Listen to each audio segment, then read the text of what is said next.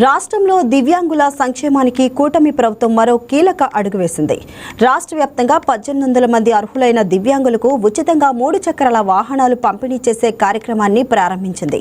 కృష్ణా జిల్లా మచిలీపట్నం కలెక్టరేట్లో జరిగిన ఈ కార్యక్రమంలో రాష్ట్ర గనులు, భూగర్భ వనరులు, ఎక్సైజ్ శాఖ మంత్రి కొల్లు రవీంద్ర పాల్గొని లబ్ధిదారులకు వాహనాలు అందజేశారు.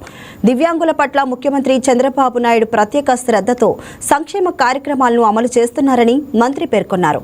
ఒక్కో వాహనాన్ని 1.15 లక్షల వ్యయంతో కొనుగోలు చేసి 70% లేదా అంతకంటే ఎక్కువ అంగవైకల్యం కలిగి 10వ తరగతి ఉత్తీర్ణులైన అర్హులకు పూర్తిగా ఉచితంగా అందజేస్తున్నట్లు తెలిపారు.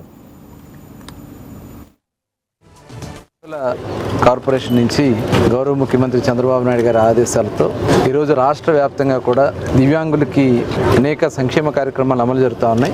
అదే కాకుండా వాళ్ళ సొంత కాళ్ళ మీద వాళ్ళు నిలబడాలనే ఉద్దేశంతో ఈ రోజున ద్విచక్ర వాహనాలను కూడా వారికి అందించడం జరుగుతూ ఉంది. దానిలో భాగంగా ఈరోజు మన మచిలీపట్నంలో కృష్ణా జిల్లాకి సంబంధించినటువంటి 43 మంది దివ్యాంగ సోదరులకి, సోదరిమణులకి హోండా కంపెనీకి సంబంధించిన 125cc స్కూటీల్ని ఈరోజు వాళ్ళకి అందించడం జరుగుతోంది. దగ్గర 45 లక్షల రూపాయలతో ఈ రోజున ఈ వాహనాలను వాళ్ళకి అందించడం జరుగుతోంది. ఒక్కొక్కటి 1,15,000 రూపాయలు అర్హులందరికీ ఇవ్వాలనే లక్ష్యంతో, ఎందుకంటే వాళ్ళు 10th క్లాస్ పూర్తి చేసి ఉండాలి, ప్లస్ దివ్యాంగులుగా 70% సర్టిఫై అయి ఉండాలి. ఆ విధంగా వాళ్ళందరికీ కూడా మరి ఆడబిడ్డలకు కూడా అందించడం జరుగుతోంది. దగ్గర 1800 వాహనాల్ని, హోండా కంపెనీని సంబంధించిన వాహనాల్ని ఈరోజు రాష్ట్ర వ్యాప్తంగా కూడా అందిస్తూ ఉన్నారు. ఇవి కాకుండా మళ్ళీ బ్యాటరీ వెహికల్స్ కూడా ఇవ్వడం జరిగింది. గతంలో ఒక 400 బ్యాటరీ వెహికల్స్ కూడా ఇవ్వడం జరిగింది.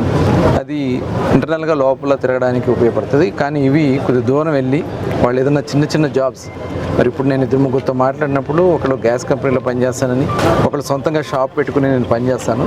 గతంలో మేము వెళ్ళాలంటే ఆటోలోనో లేకపోతే ఎవరి మీద ఆధారపడాలి. ఇవాళ మా వాహనాల్లో మేము వెళ్ళే అవకాశం కల్పించినందుకు ముఖ్యమంత్రి గారికి ప్రత్యేకంగా ధన్యవాదాలు తెలియజేస్తామని చెప్పి వాళ్ళు చెప్పడం జరుగుతుంది.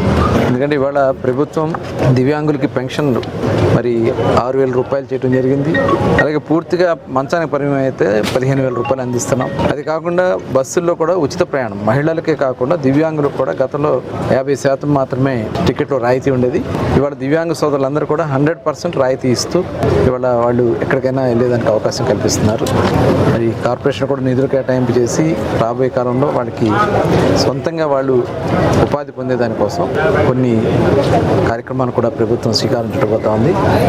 అలాగే ఉద్యోగాల్లో రిజర్వేషన్ పూర్తిగా సంపూర్ణంగా అమలు చేయడమే కాకుండా అన్ని విధాలు కూడా వాళ్ళకి ఆదుకోవడం జరుగుతుంది. ఈ సందర్భంగా ముఖ్యమంత్రి గారికి, ఉప ముఖ్యమంత్రి పవన్ కళ్యాణ్ గారికి, నారా లోకేష్ గారికి కూడా ధన్యవాదాలు తెలియజేస్తున్నాను.